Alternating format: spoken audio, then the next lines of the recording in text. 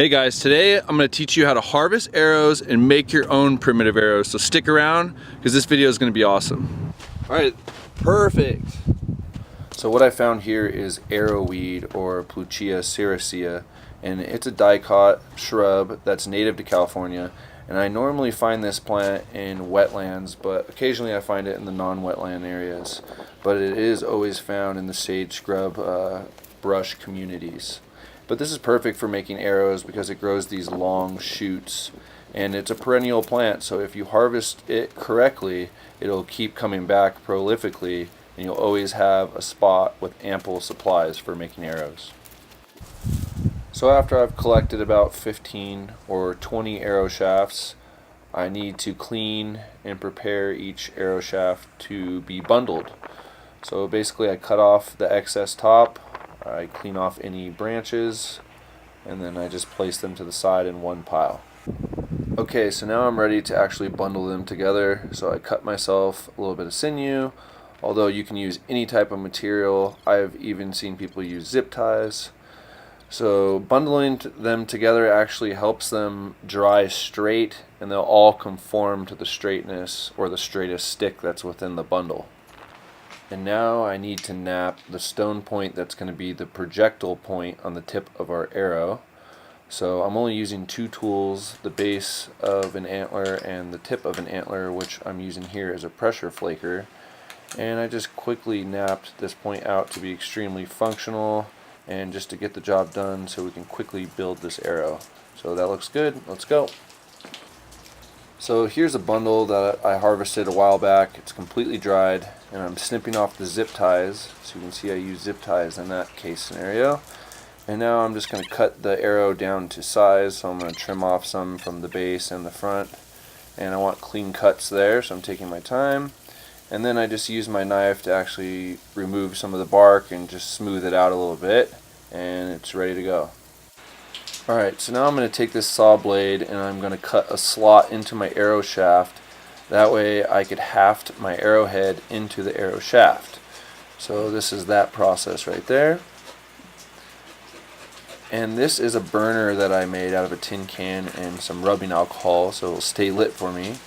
And here's some pine sap that I collected, and I'm going to melt down this pine sap over my burner.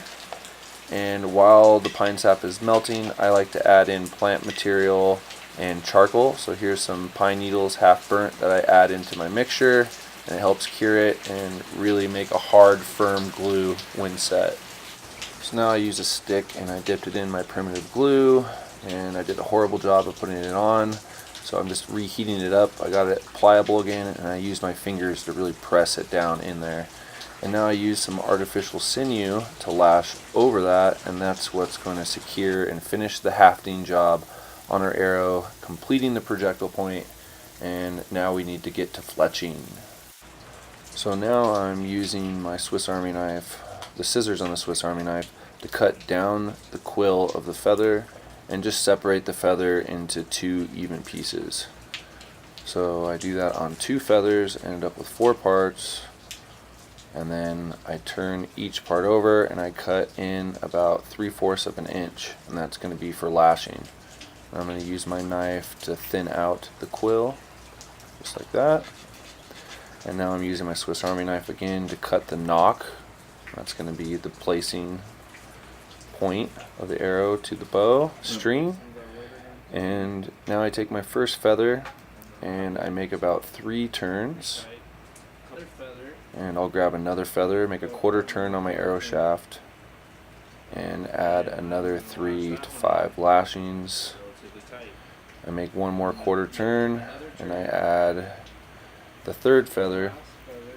And now when I start wrapping, I'm going to wrap all the way down the quill towards the front of the arrow shaft. And I'm going to secure that down.